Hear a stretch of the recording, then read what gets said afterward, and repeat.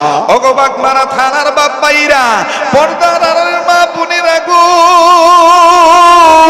সাধারণ জ্ঞানের কথা, যদি আপনি আতরওয়ালার সাথে থাকেন, যদি আপনি আতরওয়ালার সাথে চলেন, আতর যদি আপনি ক্রয় নাও করেন, আতর যদি আপনি নাও কিনেন, কিন্তু বাজান আপনার গায়ে এমনি এমনি আতরের গ্রাম ট্রান্সফার হবে।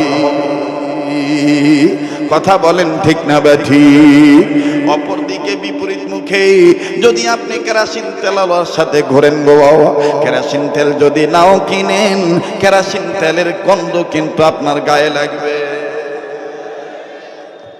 সৎসঙ্গে স্বর্গবাস, অসৎসঙ্গে আপনি ভালো লোকের সাথে চলবেন, আপনি ভালো না হইলেও অন্তত ভালো কিছু গুণ অভ্যাস আপনার মধ্যে চলে আসবে। আর খারাপের সাথে চলবেন, আপনি আল্লাহর ইবাদত করতে পারবেন না, শয়তানির ইবাদত হবে। ঠিক কিনা বলেন? সাহাবী আনাস রাদিয়াল্লাহু তাআলা দেখে, মা, এটা আমার কোনো কৃতিত্ব নয়, এটা মুহাম্মদ সাল্লাল্লাহু আলাইহি সাল্লামের সহবতে থাকার বরকত। সুবহানাল্লাহ। এবার সাহাবী আনাসের মা ডাক দিয়ে কয়, আনাস রে, তোমাকে দেখতে বড্ড ভালো লাগে, বাবা তোমার কি খানা দরকার খেয়ে নাও। আমার বন্ধুগণ, মা যখন খুশি হয়ে গেলেন, আনাস ডাক দিয়ে কয়, আম্মু, ও আম্মু, আমি এখন নবীর দরবারে আবার যাই। আনাসের মা ডাক দিয়ে বলতেছেন, বেটারে, আবার তুমি কবে আসবা বলো না। আনাস ডাক দিয়ে বলতেছেন, মা গো, আল্লাহ তাআলা যেদিন তৌফিক দিবেন আমি ওই দিনে আসবো। তবে মা তুমি বলো, আমি আবার কোন দিন আসলে তোমার ভাল লাগবে? আনাসের মা ডাক দিয়ে বলতেছেন, বাবা তুমি যখনই আসবা তখনই আমার ভালো লাগবে, বাবা তুমি আবারও চলে আইসো। সাহাবী আনাস ডাক দিয়ে কয়, মা গো, আল্লাহ তাআলা যদি বাঁচায় রাখেন মা, আমি আগামী পরশুদিন আপনার দরবারে আসব। খুব খেয়াল করবেন বন্ধু। এবার সাহাবী আনাস রাদিয়াল্লাহু তাআলা আনহু মাকে খুশি রাখিয়া যখন নবীর দরবারে গেলে, নবীর দরবার থেকে একদিন পরে যখন আবার 2 দিন পরে যখন মায়ের কাছে আসলেন, পরশুদিন তার মানে একদিন পরে যখন মায়ের দরবারে আসে, আরে ভাইয়া, দিন মোতাবেক সময় মোতাবেক সাহাবী আনাসের মা বেটার অপেক্ষায় আছে, বেটা আমার আসবে, বেটাকে আমি দেখব বাবাজি। কিন্তু কিতাবের লেখক লিখে, কিতাবের মুসান্নিফগণ আমার বন্ধুগণ লেখেন, সাহাবী আনাসের মা ওই দিন নজর করে দেখে বেটা আনাসের চোখের নিচে কেমন জানি কালো দাগ পড়ে গেছে। সাহাবী আনাস কেমন জানি পেট ধরে ধরে হাঁটে, বুঝা মানুষের মতন হাঁটি। আনাসের মা আল্লাহকে ডাক দিয়ে কয়, আল্লাহ, আমার বেটার কি হইল? আমার সন্তান কেন এরকম করে হাঁটতেছে? আল্লাহ, আমার বেটার না জানি কোন সমস্যা হয়েছে, আমি জিজ্ঞাসা করবো কাছে পাইলে। দেখি তো আমার বেটা, কাছে আসো।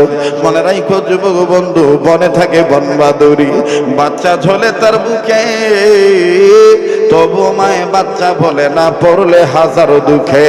বিদেশে যদি কারো সন্তান মারা যায়, পশু পক্ষী না জানিতে জানে তাহার মা। কথা বলেন ঠিক না বেঠিক? আরে বাবাজি, বেটা বেটির অশান্তি হইলে, বেটা বেটি যদি আমেরিকাতেও থাকি, সন্তান আদিগণ যদি দূরেও থাকি, সন্তানদের বিপদের খবর আল্লাহ পাকের পরপরই জেনে যায় মা আর বাবা। অবাজান লম্বা করার কোনো সুযোগ নেই। সাহাবী আনাস রাদিয়াল্লাহু তাআলা আনহু বিনয় বিনয় যখন হাঁটি হাঁটি পা পা করে, ধীর ধীর কদম দিয়া, আস্তে আস্তে কদম দিয়া যখন মায়ের কাছে গেলেন, মা জননীকে সালাম জানাইলেন, মা সালামের উত্তর দিলেন। এবার সাহাবী আনাসের মা ডাক দিয়ে কয়, বেটারে, তোমার চোখের নিচের কালো দাগ কেন দেখা যায়? আর তোমার মুখটা এত কেন শুকনা? বাবা তুমি কেন বারবার পেট ধরে হাঁটো? ও বাবা, তোমার কি কোনো সমস্যা হয়েছে নাকি? বাবা তুমি কি কিছু খাও নাই? সাহাবী আনাস ডাক দিয়ে বললেন, আল্লাহ, এখন যদি আমি বলি আমি কিচ্ছু খাই নাই। আমার মা আমার নবী সম্বন্ধে কোনো মন্তব্য করতে পারে, মনের মধ্যে আমার মা কোনো কথা বলতে পারে নবীর ব্যাপারে। তাই বলি গো আল্লাহ, আমার মা যদি আবার জিজ্ঞাসা করে আমি এমন ভাবে উত্তর দেব নবীর সম্মানও ঠিক থাকবে, আমার মায়ের জবাবও ঠিক হবে। আওয়াজ দিয়া বলেন না সুবহানাল্লাহ। সাহাবী আনাস রাদিয়াল্লাহু তাআলা আনহুর মা আবার ডাক দিয়ে বললেন, বেটারি তুমি কি খাও নাই বলুরে বেটা? সাহাবী আনাস কান্দার ডাক দিয়ে কয়, মা গো, নবী খাইলে আমি খাই, নবী না খাইলে আমি না খাইয়া থাকি। এবার মা ডাক দিয়ে বলতেছেন, বুঝতে পেরেছি নবী ক্ষুধার্ত, এই জন্য তুমিও ক্ষুধার্ত। এইবার বলো বেটা, তুমি কেন বারবার পেটে হাত দাও? সাহাবী আনাস রাদিয়াল্লাহু তাআলা কান্দার ডাক দিয়ে কয়, মা গো, আমি পেটে হাত দেই কেন বারবার জানো নাকি? ওই মা, আমি যখন নবীজির দরবার থেকে আজকে আসতেছিলাম, আমি নবীজিকে নজর করে দেখতে পাইলাম নবীজি পেটে যেন পাথর বাঁধতেছে, ছোট্ট ছোট্ট পাথর। আমি নবীর কাছে যে ডাক দিয়ে বললাম, রাহমাতুল লিল আলামিন, ওগো বিশ্ব নবী, বিশ্ব নেতা মুহাম্মদ সাল্লাল্লাহু আলাইহি সাল্লাম, আপনি পেটে পাথর বাঁধতেছেন কেন? সাহাবী আনাসের কথার প্রতি উত্তরে নবী বললেন, আনাস রে, আমার বাড়ির চুলায় অনেকদিন যাবত আগুন ধরে না, ক্ষুধার যন্ত্রণায় পেট খুব জ্বলজ্বল করতেছে, জ্বলতেছে, পেটে খুব যন্ত্রণা হইতেছে, কেমন জানি পেটটা জ্বলাজ্বলি করে, পেটের মধ্যে যন্ত্রণা হয়। তাই আনাস রে, আমি ছোট্ট ছোট্ট পাথর আমি পেটে বাঁধতেছি, পেটের যন্ত্রণা যেন কমে যায়। ও মা, আমি আমার নবীর কাছ থেকে অনুমতি নিয়ে আমি আমার নবীকে ডাক দিয়ে বললাম, নবী গো, আপনি যদি অনুমতি দিতেন তাইলে আমি আপনার অনুমতি প্রাপ্ত হইয়া আমি আমার পেটে পাথর বাঁধতাম। মা গো, আমার নবী আমার অনুমতি দিয়েছে, নবী পেটে পাথর বাঁধছে, তাই আমি আনাস পেটে পাথর বাঁধছি। এবার সাহাবী আনাসের মা ডাক দিয়ে কয়, আল্লাহ গো, তুমি বলেছো ফালা ওয়া রাব্বিকা লা ইউমিনুনা হাত্তা ইউহাক্কিমুকা ফীমা শাজারা বাইনাহুম। ওগো আল্লাহ, তুমি বলেছো, তোমার কসম করে বলেছো, যারা নবীজিকে সকল ক্ষেত্রে বিচারক না মানবে, সব চাইতে বেশি মহব্বত না করবে, তারা পূর্ণ ঈমানদার হতে পারবে না, তারা প্রকৃতপক্ষে গোলাম হতে পারবে না। আল্লাহ, তোমার দরবার আমি বলতেছি, আমি গরিব মানুষ, আমার ঘরে যা আছে তাই দিয়ে আমি আমার নবীজিকে খানা। সাহাবী আনাসকে ডাক দিয়ে বললেন, আনাস রে, তুমি আর ঘরে ঢুকিও না, নাও যতটুকু যা আছে তাই তুমি গ্রহণ করো, জলদি যাও, রাহমাতুল লিল আলামিন এতিম নবীকে তুমি দাওয়াত দিয়ে আসো। আনাস ডাক দিয়ে কয়, মা গো, কি আছে কি আপনি খাওয়াবেন? আনাসের মা ডাক দিয়ে কয়, যা আছে তাই খাওয়াবো ইনশাআল্লাহ। যাও বেটা যাও, এতিম নবীর পেটে পাথর বাঁধা আছে, নবীজির কষ্ট আমাদের সহ্য হইতেছে না, চলো যাই, জলদি যা, জলদি যাও, নবী মুহাম্মদকে দাওয়াত দিয়ে আসো। আমার ভাইরা, আমার বন্ধুরে, আনাস রাদিয়াল্লাহু তাআলা দৌড় মারলেন নবীজিকে দাওয়াত দেওয়ার জন্য। দৌড়াইতে যাইয়া সাহাবী আনাস আবার পিছনে ফিরে তাকায়, আরে আমার মা যে দাওয়াত দিল, আমার বাড়িতে আছে কি, মা খাওয়াবে কি? যখনই বাজান 2-3 বার পিছনে ফিরে তাকাইছে, হঠাৎ করে আনাস নজর করে দেখতেছে আনাসের মা স্বাভাবিকভাবে নাই, কেমন জানি জমিনে বসে পড়েছে। জমিনে বসিয়া 2 হাত উঁচু করিয়া আল্লাহকে ডাক দিয়ে বলতেছে, মালিক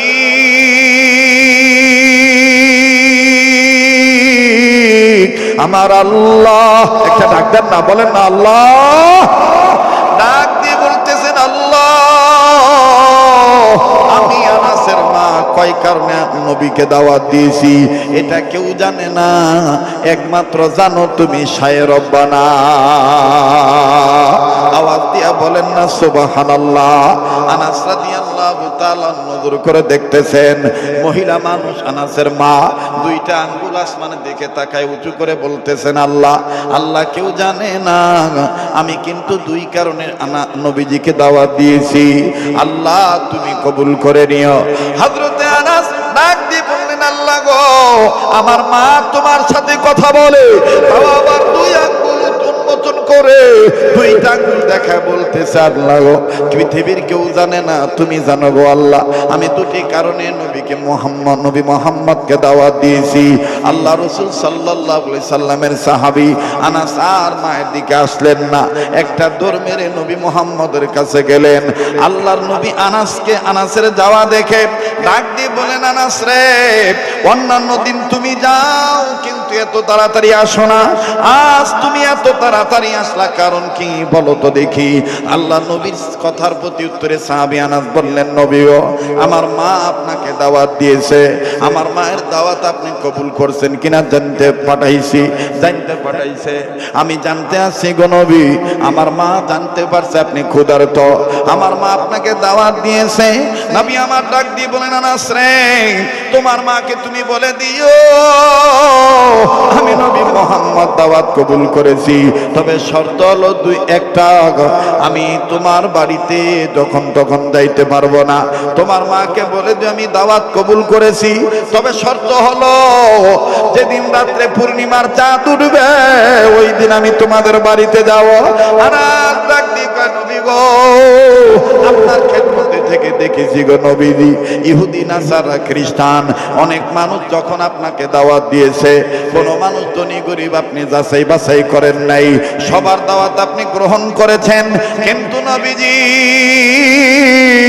আমি আপনার একজন পার্সোনাল খাদেম, আমার মা আপনাকে দাওয়াত দিয়েছে, আপনি দাওয়াত কবুল করলেন ঠিকই, শর্ত আবার লাগায় দিলেন, ওই এমনি সময় যাবেন না, সেই দিন রাত্রে যাবেন না গো নবীজি, পূর্ণিমার চাঁদ যে রজনীতে উঠবে ওই রজনীতে আপনি যাবেন আমাদের বাড়িতে। বুঝলাম না গো নবীজি।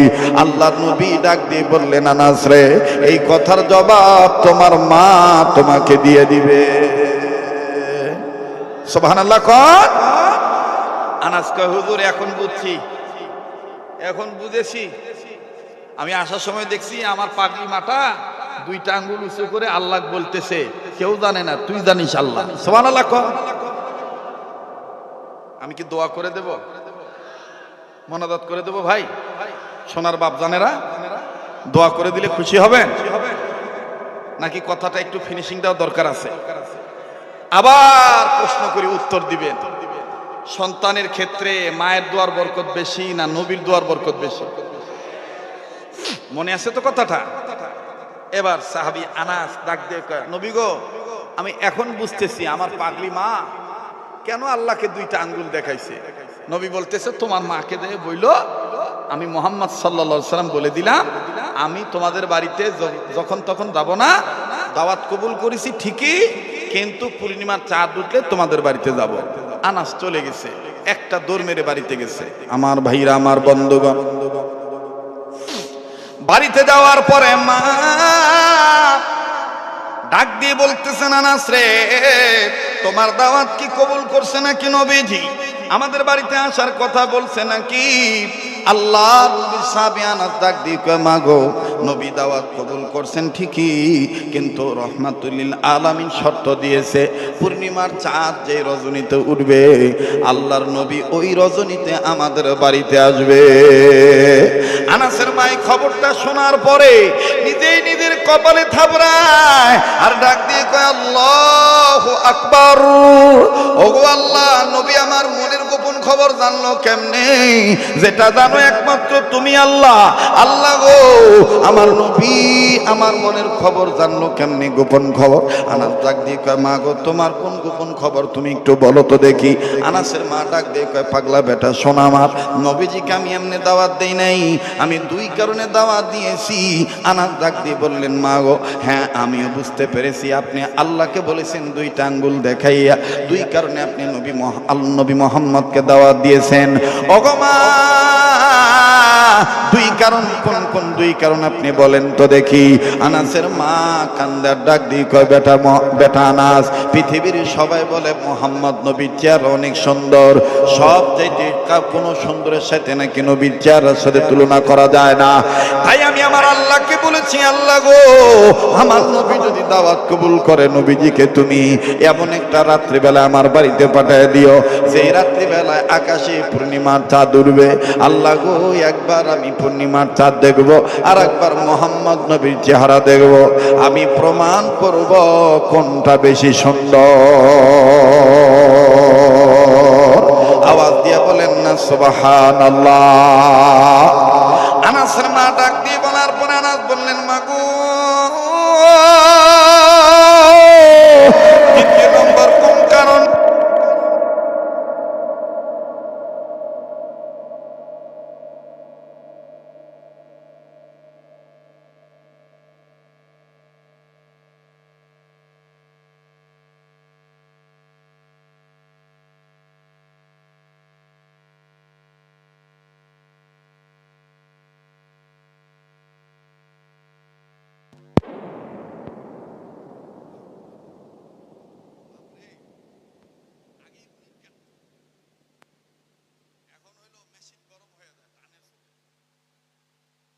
অনেক মাইকলা কাকা, হুজুর আপনি এটা গলা না আর কিছু?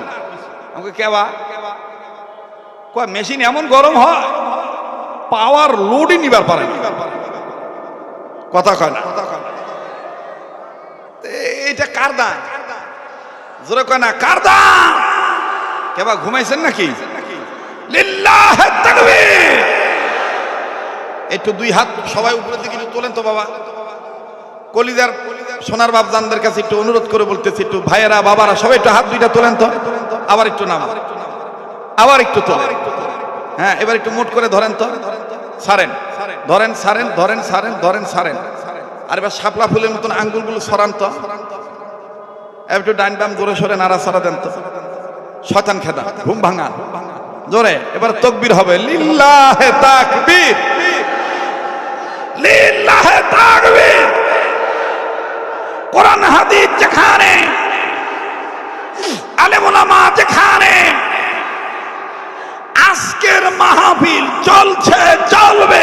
আজকের মাহফিল কতক্ষণ চলবে? এখনো কয় সারা রাত,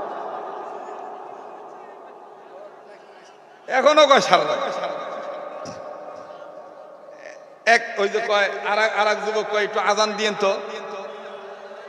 আগে ওয়াজ হোক, আগে কথাটার মোড় ভাঙা দিই, কথা কোন ঠিক কিনা?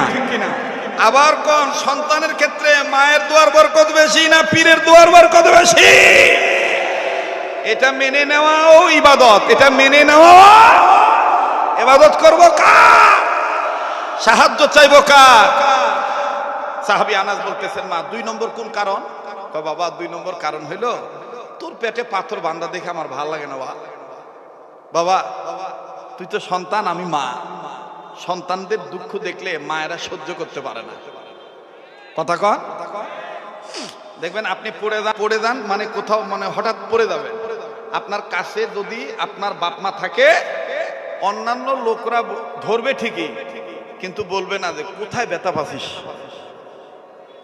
কিন্তু আপনার মা যদি কাছে থাকে, বাবা খুব লাগছে, বাবা কোথায় ব্যথা পাইছো বাবা, কথা কয় না। এর নাম মা। এর নাম কি? যারা বলেন এর নাম কি? মা। মা বলতেও লজ্জা করে রে কন্যা, এর নাম কি? মা। আল্লাহ যাদের মা বাপ বেঁচে আছে তাদের মা বাবার হায়াতের মধ্যে বরকত দিয়ে দাও। যাদের মা বাবা অসুস্থ আছে আল্লাহ তাদের মা বাপকে সুস্থ করে দাও। ডাক দিয়ে কয়, আনাস রে তোমার পেটে পাথর বান্ধা দেখলাম আর ভাল লাগে না। আমাদের ওই রকম অর্থ সম্পদ নাই, এই জন্য মনে মনে সিদ্ধান্ত নিয়েছি নবী দোয়া করলে কবুল হয়ে যায়। নবীদিকে যাই খাওয়াই, নবীদিকে বাড়িতে এনে বলবো রহমাতুল্লিল আলামিন আমার বেটার জন্য একটু দোয়া করেন, আমার বেটা আনাসকে যেন আল্লাহ ধনী বানায় দেয়। আরে ভাইয়া, এই বাগমারা থানার একজন প্রবাসীর ঘটনা আমি বলি, যেটা আপনারা অনেক ক্ষেত্রে ক্ষেত্রের মাধ্যমে শুনেছেন, বাবা মোবাইলের মাধ্যমে শুনেছেন ওয়াজখানা। ভাই গো, ছেলেটা যদিও সিঙ্গাপুরে থাকে, প্রবাস জীবনে আমার বন্ধুগণ, আমার ভাইরা, প্রবাস জীবনে যার তার সাথে এখন সৌদি আরবে গেলে সাক্ষাৎ হয়ে যায়। রমজান মাসে আমার বন্ধুগণ উমরা করার জন্য চলে আসে। ভাইয়া কিন্তু বাজান রে, একটা পা এখন কেমন জানি কাটা আছে, পায়ের কয়েকটা আঙ্গুল আমার বন্ধুগণ কেটে ফেলে দিতে হয়েছে। ছেলেটার আমার বন্ধুগণ একটা অ্যাক্সিডেন্ট হয়েছিল। এই ছেলেটা আমার বন্ধুগণ আমাদের বাড়ির পাশেরই বাড়ি, প্রতিবেশী মানুষ। ভাই গো, আপনি দিল্লি থাকেন আর আমেরিকা থাকেন, আর যেখানে থাকেন না কেন আপনার মনের অশান্তি, আপনার বিপদের খবর আল্লাহ পাক আপনার মায়ের কাছে পৌঁছায় দিবে। কেননা মায়ের সাথে আমার বন্ধুগণ, আমার বাবাজিরা, বেটা বেটিদের সন্তানদের একটা মহব্বতের নারীর তার যোগাযোগ আছে। কথা বলেন ঠিক না বেঠিক? ভাইয়া নিজের গহনা কাটে বিক্রি করে বেটাকে বিদেশ পাঠাইল। বাইরে আজকে আমি দামি চেয়ারটাতে বসেছি, কণ্ঠের জোরে নয়, এলেমের জোরে নয়, চেহারার সৌন্দর্য জোরে নয়, আমার বন্ধুগণ আওয়াজের জোরে নয়, বিদ্যা বুদ্ধি তেমন নাই, লেখাপড়া তেমন নাই। আমার বন্ধুগণ ছোট্টবেলায় যে মায়ের খেদমত করতাম, মা জননী আমার বন্ধুগণ কষ্ট করে মানুষ করেছেন, এই মা জননীকে যে মহাব্বত করতাম, মায়ের যে খেদমত করতাম, এই মায়ের খেদমতের বরকতে, মায়ের দোয়ার বরকতে আল্লাহ রব্বুল আলামিন অনেক সুন্দর রেখেছেন। আমার ভাইরা অনেক সম্মান দান করেছেন। বন্ধু, আমি বিশ্বাস করি আমার মা বাপ যতদিন আমার মা বেঁচে আছে ততদিন হয়তো বা আমার বড় ধরনের কোনো রোগ হবে না। কেননা আমার জুনিয়র বক্তা যারা আছে বাবা, এই ছোট্ট ছোট্ট বক্তারা দিন যায় আর বুড়া হয়ে যায়। আর আপনারা এখানে এমনও শ্রোতা আছেন বন্ধু, 16-17 বছর আগে আমাকে যেমন দেখেছেন, আগের চাইতে বাজার আরো ভালো দেখতে পাচ্ছে। আমার ভাইরা, আমার বন্ধুগণ, এটা কোরআনুল কারীমের বরকত, মা বাবার খেদমতের বরকত। অনুরোধ করে বলবো যুবক বন্ধুরে, কে খারাপ বললো কে ভালো বললো এদিক দিকে দেখার আমার টাইম নাই বন্ধু। আগেই বলেছি আমার গান আমি গেয়েই যাব, কেউ শুনলে শুনবে, না শুনলে না শুনবে। কিন্তু একটা ভাই যদি আমার আল্লাহওয়ালা হয়ে যায়, একটা ভাই যদি দিনদার হয়ে যায় বাবা, কি বলবো বন্ধু, এমন একটা সময় ছিল রে ভাই জান, আকাশ দিয়ে যখন বিমান উড়ে যেত, খালি পায়ে মাইলকে মাইল দৌড়াইতাম এই বিমানকে উঠে। এত বড় বিমান, এখানে কারা উঠে? লোকেরা বলতো এখানে বড় লোকরা উঠে, পয়সাওয়ালারা উঠে। মাঝে মধ্যে যখন বাদান সরকারি হেলিকপ্টার দেখতাম, পটপট করে আওয়াজ হইতো। আমার বন্ধুগণ, এই হেলিকপ্টারে কারা ওঠে? বাজান এইভাবে নানান প্রশ্ন করতাম। কিন্তু আল্লাহ রব্বুল আলামিন ওই মায়ের দুয়ার বরকতে এমন একটা বাসস্থান আল্লাহ আমাকে বানিয়ে দিয়েছেন। নিজের বাড়ির ছাদে বাজার নিয়ে এখন আমাকে নেওয়ার জন্য হেলিকপ্টার নামে। যখন দিনের বেলায় দূরবর্তী স্থানে কোনো প্রোগ্রাম কাপ্তার রাখা হয়, নিজের বাসস্থানের বাড়ির ছাদে হেলিকপ্টার নামে। মা জননী আমার বন্ধুগণ দেখে, স্ত্রী দেখে, সন্তান দেখে। এরপরও বাজান আবার যখন বাড়িতে আসি, বাড়িতে এসে সন্তানের মাথায় হাত দিয়ে বলি, আমার মা বাবার খেদমত করার বরকতে আল্লাহ এরকম দামি জায়গায় উঠায়, তোমরা তোমার মায়ের খেদমত করবা। মনে রাখবেন বাজান, কামা তাদিনু তুদানু, আলেমদের জিজ্ঞেস করে দেখবেন, আপনার যেমন কর্ম তেমন ফল হবে। আপনি যদি মা বাবার খেদমত করেন, আপনার বেটা বেটিরও আপনার খেদমত করবে। আপনি যদি মা বাবার জন্য দোয়া করেন, আপনার বেটা বেটিরা কিন্তু আপনার জন্য দোয়া করে যাবে। কথা বুঝে থাকলে বলেন ঠিক না বেঠিক? ভাই, আপনি যদি আপনার বাবাকে গালি দেন, আপনার বেটা বেটিও কিন্তু আপনাকে গালি দিবে। কামাতা দিনু তুদানু, যেমন কর্ম তেমন ফল। ভাইরে, তোর ভাগ্যের জায়গা তুই ঘুরাইতে চাস, আমার বন্ধুগণ, আমার ভাইরা, তোর ঘরেই তো জান্নাত আছে, তোর ঘরে নিয়ামত আছে। বন্ধু, কোন দিকে কোনো নজর নাই রে বাবা। বলতেছিলাম সিঙ্গার সিঙ্গাপুর প্রবাসী, সিঙ্গাপুর সন্তানটার বিপদ হয়েছে। বাংলাদেশে আমার প্রতিবেশী মা জননীর খাওয়া বন্ধ হয়ে গেছে, নিজের গহনাগাটি বিক্রি করে সন্তানকে বিদেশ পাঠাইছে। জমি বন্ধক রেখে আমার বন্ধুগণ টাকা পয়সা খরচ করে সন্তানের লাইফ ডেভেলপের আশায় বিদেশ পাঠিয়েছে। ও বাবা দীপ, ছোট্ট সন্তান, ছোট সন্তানের প্রতি কিন্তু মা বাবা এমনি দুর্বল থাকে। ছেলে সন্তান বিদেশ চলে গেল, বিদেশ যাওয়ার পরও মায়ের সাথে যোগাযোগ ছিল। হঠাৎ করে বাজান 20-22 দিন যাবৎ মায়ের সাথে কোনো যোগাযোগ নাই, যোগাযোগ বিচ্ছিন্ন হয়ে গেছে, বন্ধ, নাম্বারও ফন্ড কেনা। মা জননী পাগলের মতন হয়ে গেছে। মা ঘুমায় না, মা খায় না, বাবা তো তাও কোনো মতন বাজান জিজ্ঞেস করে আবার ঘুমায়। আমার ভাইরা, মা ঘুমায় না, মা জননী আমার বন্ধুগণ ঠিক মতন খানা খায় না। প্রবাসীদের বাড়িতে যায় আর কেঁদে কেঁদে বলে, আমার সুমন কি ফোন দিছে নাকি, আমার মাসুদ কি তোমাদের বাড়িতে ফোন দিছে নাকি, আমার বেটা মাসুদের খবরটা পাই না, আমার বেটা 20-22 দিন যাবৎ কোনো যোগাযোগ করে না, বেটার আমার কি হলো। ও বন্ধুরে, সারাদিন যখন এইভাবে বলে বলে আসে, রাত্রিবেলায় যখন বাড়িতে আসে সন্ধ্যার সময়, দাদু মাসুদের সন্তান জিজ্ঞাসা করে বলে, দাদু ভাই তুমি কান্দো কেন, কি হয়েছে বলো তো দেখি। মাসুদ ভাইয়ের আম্মা কান্দার ডাক দিয়ে কয়, দাদু ভাই তোমার আব্বু কি তোমাদের ফোন দেয়? মাসুদ ভাইয়ের ছেলে কান্দে আর ডাক দিয়ে কয়, দাদু অবশ্যই আব্বু আম্মুর কাছে ফোন দেয়, তবে আগের মতন ওই টাইম মতন আর দেয় না, টাইমটা চেঞ্জ করছে। বলে কখন দেয়? বলে যখন তুমি আর দাদু ভাই ঘুমায় যাও, গভীর রজনীতে ভোরের আগে আগে আব্বু ফোন দেয়। ফোন দেওয়ার পরে মায়ের সাথে কিছু কথা বলে, এরপরে আর কথা বলে না। আর আমাদের খালি বলে একটু আব্বু কইয়া ডাক দাও। আবার আমার মাকে বলে আপুকে ফোন দিতে, আপুকে বলে তুমি একটু আব্বু কইয়া ডাক দাও। আমরা তখন আম্মু যখন বলে, আম্মার সাথে কথা বলেন না কেন, আব্বার সাথে কথা বলেন না কেন? আব্বু কয় এখন নয়, 120 দিন পরে কথা বলবো, 4 মাস পরে আমি কথা বলবো।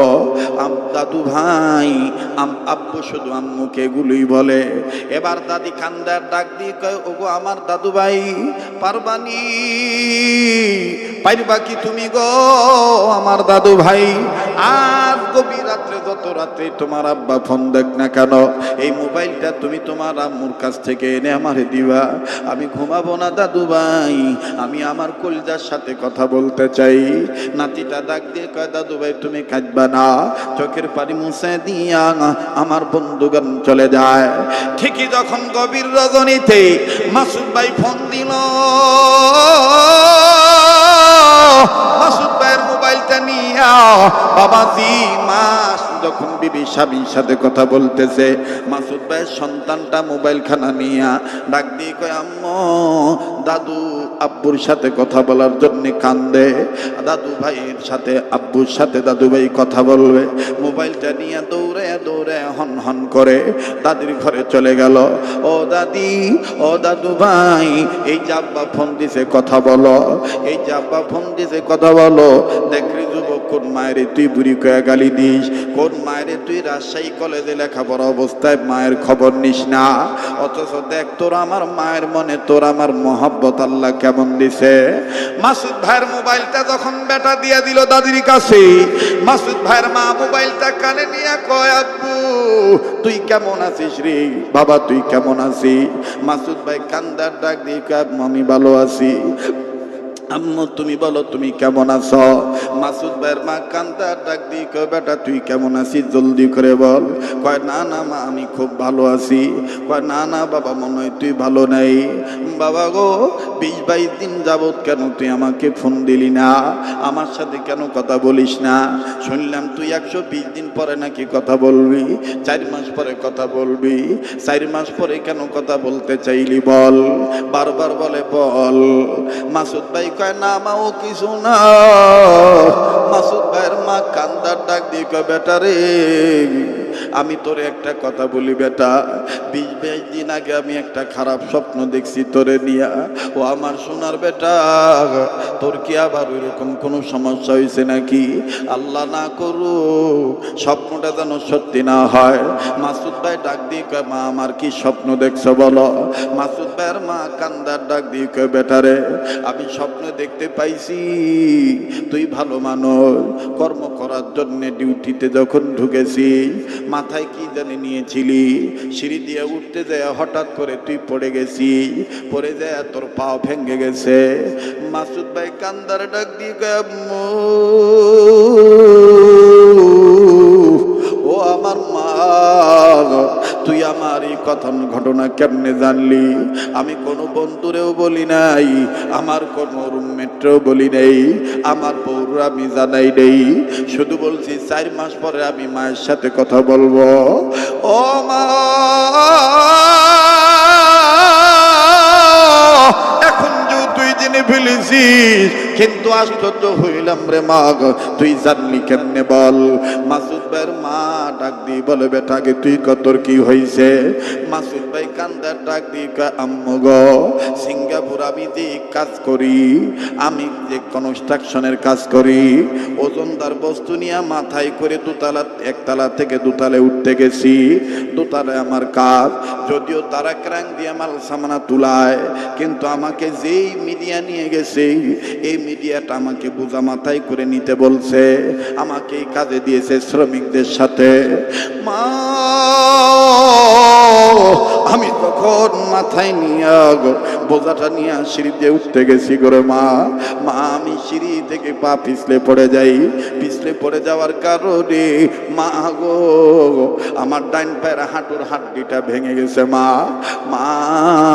ডাক্তার পরীক্ষা করে বলেছে এই হাড্ডিটা জোড়া লাগতে 4 মাস সময় লাগবে। ও মা, 120 দিন লাগবে এই হাড্ডিটা জোড়া লাগতে করে। মা, এই জন্য আমি সিদ্ধান্ত নিয়েছি, আমার যেই মা আমি না খাইলে খায় না, যেই মা আমি না ঘুমাইলে ঘুমায় না, যেই মা বিদেশ আসার বড় ভিডিও কল দিয়ে কয়, বেটা তোকে একটু দেখি। আমার শুকনা মুখ দেখে আমার মা বলে, বেটা রে তুই বুঝি খাস নাই, তাড়াতাড়ি খা, তুই না খাইলে আমি খাবো না।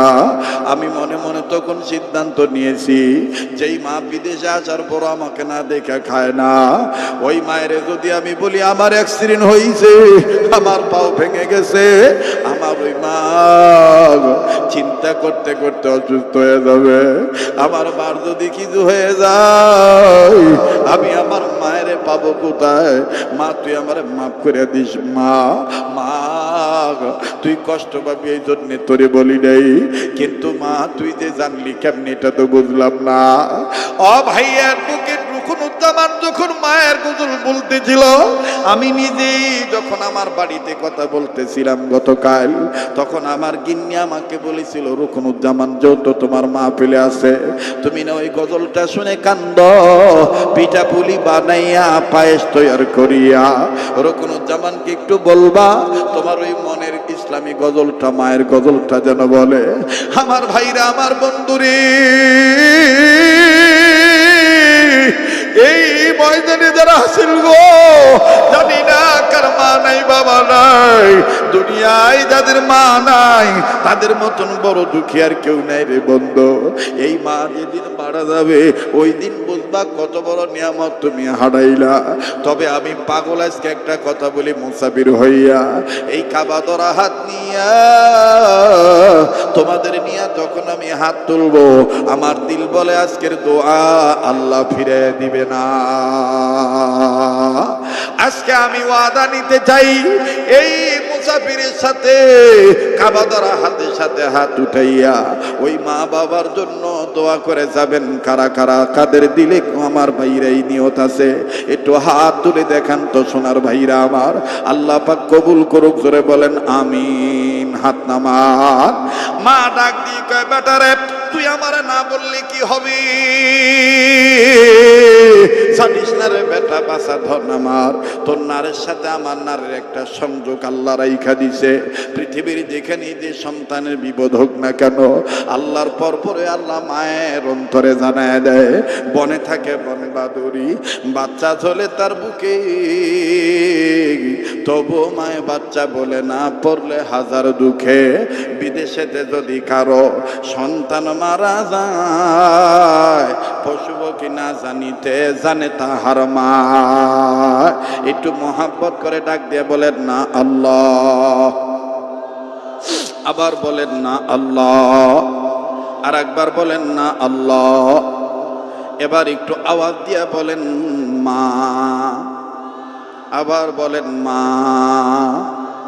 আমার ভাইরা, হাদিস আপনাদেরকে জানায় দেই, অনেক মানুষ হুজুর ভাড়া করে বলেন হুজুর এইটা আমার মায়ের কবর, একটু জিয়ারত করেন, একটু আপনি দোয়া করেন। আল্লাহর কসম করে বলি, কোরআন যদি সামনে থাকতো, কোরআন মাথায় নিয়ে বলতাম।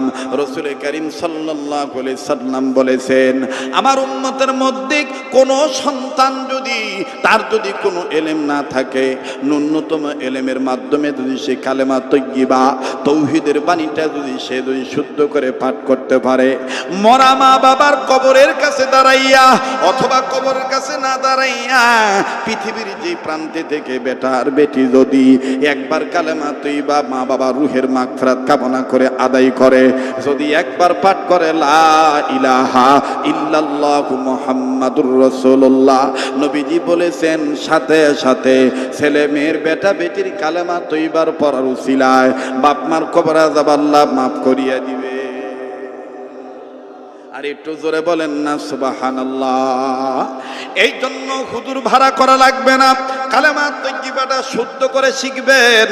লা ইলাহা ইল্লাল্লাহু মুহাম্মাদুর রাসূলুল্লাহ সাল্লাল্লাহু আলাইহি সাল্লাম বাজান সুন্দর করে জানবেন। এর দ্বারা মা বাবার কবর আযাব আল্লাহ মাফ করে দিবে, কোনো দিকে নজর নাই। আর 10-15 মিনিটের মধ্যে কথা ফিনিশিং দিয়ে আমি বিদায় নিয়ে চলে যাব। বাবা গভীর মনোযোগী হয়ে শোনা চাই বন্ধু।